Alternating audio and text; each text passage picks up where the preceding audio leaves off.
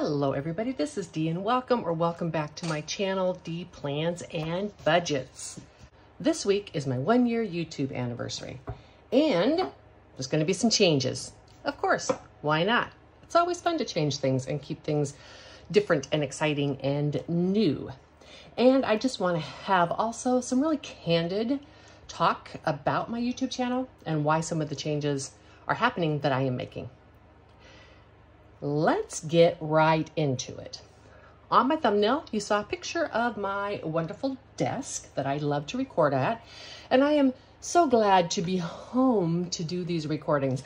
I do love cash stuffing in the wilds, and I do love bringing you that content, but it is a pain in the you-know-what to do cash stuffings in the wild. I'm still going to keep doing them because it's super cool, but it really makes me appreciate being home here and having my wonderful setup to record in. Let's talk first about some of the changes that I'm making. And I will be honest with you right here. This is the type of video that I would usually prefer to do facing the camera, but I am at the worst possible place right now in growing my hair out. And I just don't think the world needs to see that. So we're going to just keep some props on the table to keep you interested and then have this conversation. And I'm going to spare you having to look at my ratty hair. It's going to look really cute in about 2 weeks when I get it kind of cleaned up a little bit. But until then, it's hats for me, baby. I have been struggling with my savings challenges. And not my savings challenges themselves. They're super fun to do. I really enjoy them. But what I've been struggling with are things like, let me just pull out what used to be my green binder. I have changed all this up. But I was struggling with things like, for instance, Amazon. So I used to have my savings challenges broken into categories. There was the D binder, the giving binder, and the emergency fund binder. And then I have some miscellaneous like my shop small and my grandson. Those are not changing. But the problem that I was having, I was trying to use sinking funds also as savings challenges. And that doesn't work. Because the problem is when I needed to spend some money out of Amazon, I had to either spend money on a savings challenge that I had not completed, or try to separate the money in the envelopes of completed challenges and not completed challenges. And it actually took me a little bit to figure out why I was struggling with this. Savings challenges is something I've just started in the last year or so. Before that, I had no place for them in my life, but now I'm addicted because they're super fun. Anyhow, so I realized I needed to change up the system a little bit. And what I did was simply just change. And now I have a savings challenge binder, a few of them actually. And so let's move the budgeting babe here. This is my old sinking funds binder. I've converted since then to these two smaller ones. We'll talk about those in a minute, and I love them. And so now this is just going to be my savings challenges. I am going to complete savings challenges, and then when I am done, I will stuff the green binder, because the green binder is now a compilation of all the other 3 binders. This is going to make it so that all the money that's in my sinking funds can be spent, and when it's still in a savings challenge, it will not be spent. The other thing, just for a quick understanding, is that I have kind of 2 categories of sinking funds. So I am calling this green binder my low priority of sinking funds. That means this can be, I'm just going to basically stuff that challenge and I'm going to wing it, kind of like Veronica, right? Where I think money needs to go in these categories, I'm going to put it in there. I will not have a set budget on these low priority sinking funds. And those are things like my dreams, puppy, bags and wallets, toys, phone, Amazon, got to make an envelope for Etsy, Canva, cruises, cruise cash, gifts, giving, travel emergency, medical emergency, general emergency, and car and van emergency.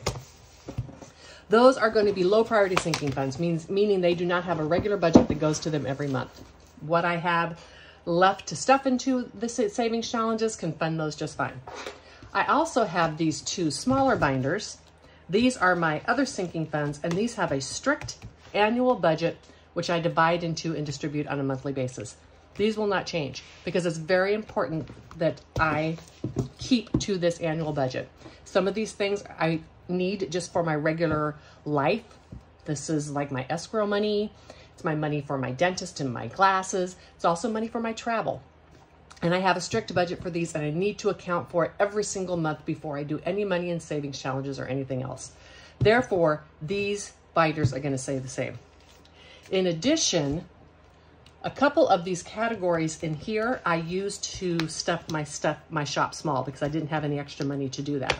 Therefore, the shop small is going to stay unchanged, and my grandson binder is going to stay unchanged because that stays in the long range binders. So all of those are staying the same with no changes. In addition, my long-term binder, which just represents the money I have in CDs and long-term accounts, is unchanged. So that's the number one change. And that will make more sense to you as you see me cash stuff some of my savings challenges in the future. It'll just kind of make a little more sense to you. It's pretty much more in tune with how other people are using their binders. So in addition to this big savings challenge binder, I also am going to continue with my casino game night. Yay! Because that's super fun. I only do that usually once a month, but it's a super fun savings challenge video for me to make and do, and I think people also enjoy that. Now, additionally, I have this blue binder, which has savings challenges in it. And these are going to be large goal savings challenges. So these are going to be things that are going to take me quite a while to complete, and that's just fine. Another way that some of my savings challenges are changing, and this black binder right here, is I am going to be going to using cash in my variable spending, with the exception of gas. The reason I am not doing gas with cash is I am not going to walk into the gas station and pay with cash and have to come back and get my change and all the pain and the you-know-what that goes with that. I'm continuing with credit card. I do not have credit card spending issues. I am not switching this for any reason other than what I'm going to share with you next. Additionally, my savings challenges are now going to be in cash. And part of the reason is I'm switching this to cash. A big funder of my savings challenges is the leftover money. I don't want to take it to the bank and then use prop money, right? So these are going to go to cash. Now, when the money comes out of my savings challenges and goes into my sinking funds, since those accumulate into rather large amounts at time, I will then deposit the cash into the bank and convert these into prop money so that I can take advantage of my high yield savings accounts. All right, sorry, I took a break to put all those binders away, but I am and will continue to be a huge, be happy, a huge believer in taking advantage of high interest in high yield savings accounts and also the security that prop money leads to.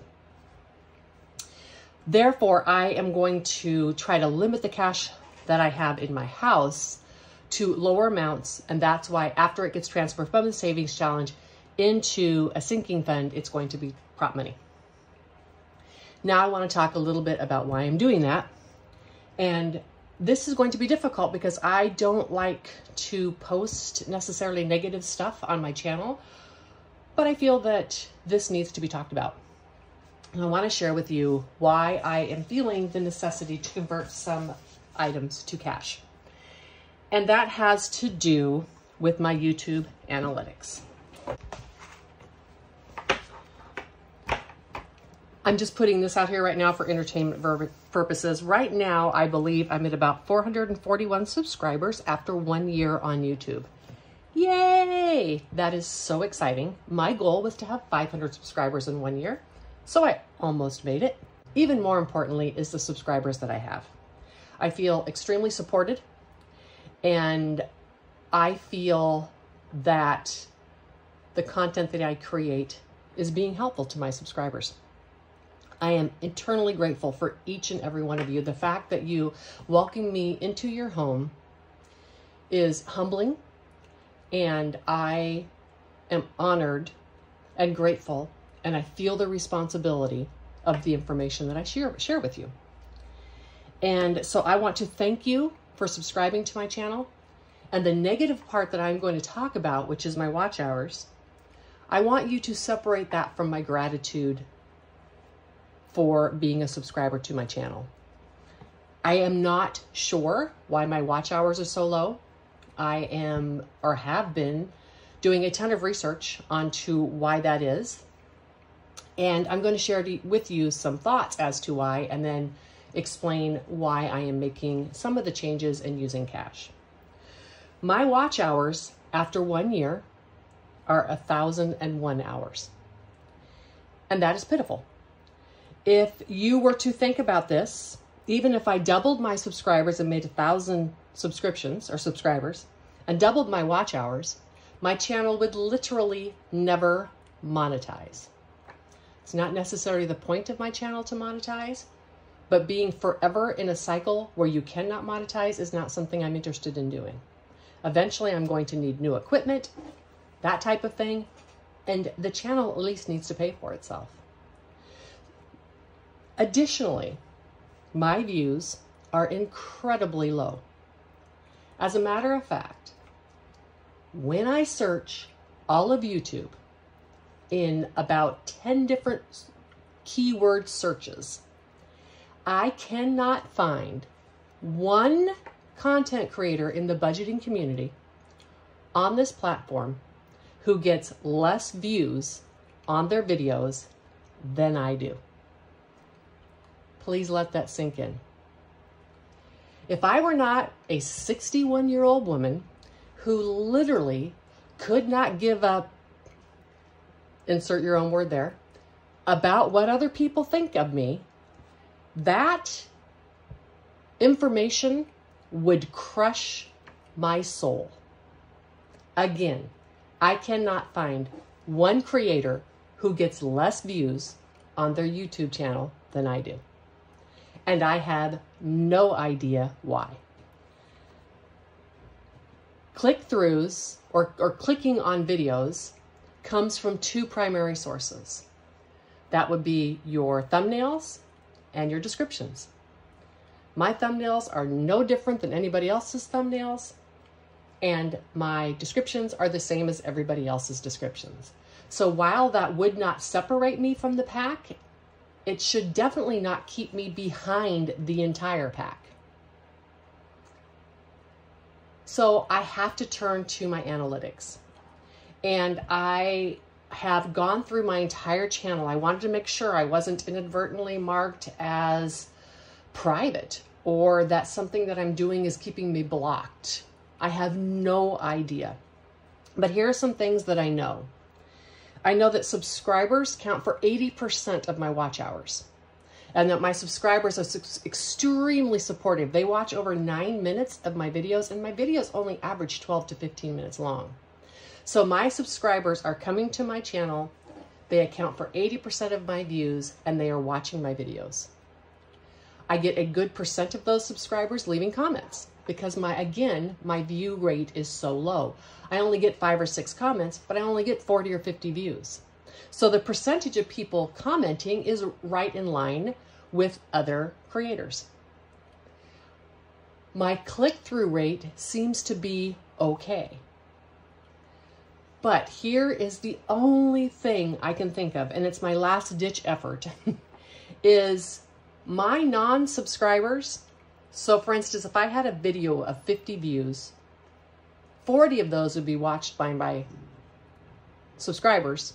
10 of those would be watched by non-subscribers. Of those 10, I think the view time is 59 seconds. Even though that's not a lot of people, it's very low view time. And due to a number of comments that I have gotten in the past, which I immediately delete so no one ever sees, I have been accused many times, because of the use of prop money, I have been accused of being a fake and fraudulent channel. Therefore, I don't know if people have reported me as fake or fraudulent. I have been accused of being a pretender. I have been accused of all of that because they see the prop money And therefore they assume that I just make everything up. This is why on my channel, many times I talk about the fact that every prop dollar I use is backed by a US dollar in the bank. So the only thing I can think of is because of the fact that even though it's very few, because of the fact that I have such a low amount of watch time when a non-subscriber clicks my channel, I can only assume that they're seeing that I use prop money and they just want nothing to do with my channel. This is why I'm going to cash. In addition to some of those negative comments, I've also noticed that when someone gives me a shout out, and I want to thank so many of the people who give me a shout out because that is almost all of my YouTube subscriber count. When people give me a shout out, I get a jump in my subscribers. So that means that when people are having my channel validated by someone else as not being fake or fraud, they're subscribing. They find value in my content. That's why I am going to just start using some cash, go back and forth to the bank. It really is only 5 minutes from my house because I live in a small town. And I'm just going to take advantage of that. And I'm going to try to not have this impression out there, or this possible impression out there, that I'm a fake or a fraud. Because I go above and beyond to be extremely real and transparent with my numbers. I am one of the few people out there, and there are many of you, thank you, but I'm one of the few people out there that share my entire monthly budget. I share the fact that I like to go to casinos, even though that's probably one of the worst budgeting things you can do, but I share that I like to do it, and I share how I make it happen without negatively impacting my budget. So this is just my effort to try to see what I can do to get views. If anybody, please, if anybody has noticed in the past that something on a setting of their channel has stopped YouTube from sending out information, please let me know. I've wondered before, since I've not signed up for AdSense, since I'm not monetized, I've wondered if that stopped Google from sending out my information because maybe that doesn't allow them to attach ads. Any information you might have like that, please, please share it with me because I need to get more views in my channel. And here is why. It's not so much about being monetized. Of course I would love to monetize. I would love to bring in enough money to at least be able to buy a ring light or invest in even more savings challenges. Or, gosh, I'd really love to be able to buy an iMac so that I could do some fancy editing because iPad limits the editing. But I can't do any of that on a channel that makes no money and will never make money at this viewer count. So that is the one reason I would care to monetize or make at least a little bit of money off my YouTube channel. But the number one reason is because I honestly feel I have information of value to share. I am an elder in the community, so to speak. I have had over 15 years in the financial industry.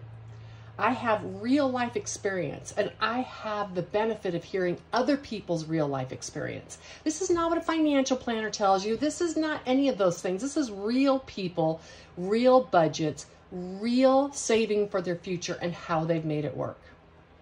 All I want to do is share that information that I have as a responsible village elder. Share that to young people who are struggling in our swipe and spend society that we now live in. I have been tempted on more than one occasion just to pull this channel because it feels like a non-value added activity, and I hate non-value added activities. But just as soon as I am ready to pull the plug, I'm like, nope, this is silly, I'm not doing it anymore. Then I get a new subscriber who leaves a comment, something to the effect of, I am so glad I found your channel. I've been looking for a person to help with my struggle, and your channel seems to be it. Or I get a private email, or I get any number of those things. The moment that I do that or get one of those comments, I notice this is not a non-value added activity. This is helping people in the world, and that is what I want to do with this channel. So for all the people who've been around and support me, and definitely my subscribers who I appreciate you so much, I just wanted to take a moment and explain to you why a person who believes so adamantly in using prop money and keeping every possible penny you can in the bank and out of the home, I wanted to explain to you why I'm giving up and using some cash. Hopefully, I don't know. I don't know if this is going to work. I have no idea. Again, if there's anything that anyone has to tell me, please let me know. I do know I could get some more views and such if I play the social media game, but I'm going to be honest with you, I find all of those platforms to be vapid, and I just have no interest in posting on them. So I know that's going to cost me. I know that's going to cost me subscribers and viewers, but trust me, in all those thousands of people I've investigated, many of them do not have other platforms either. Many of them retired. Many of them have yucky hands like me, and they get hundreds of views. So it is something else, and I don't know what it is. If you think you might know, oh gosh, I would love a comment below or a private email. There's one linked in my description, in my pants, as Liz and Les would call it. And again, I don't want you to take away the fact that I am feeling low or defeated. I am not. All right, I am feeling determined to try to get my information out there, to try to get people to hear my voice. If you're thinking of starting a channel, I hope that this does teach you a little bit about the thickness of the skin that you need to have. Because after a year of my time, after 241 videos, I have 1,001 watch hours, right? That is really, that could crush a person. That could really crush a person. So you got to be able to look at this outside of yourself and not take it personally. What I do hope that each and everyone takes personally is that I wish for you an amazing upcoming weekend. I hope for you to be safe. I hope for you to budget wisely and spend wisely, but also to spend a little bit enjoying your life. Bye.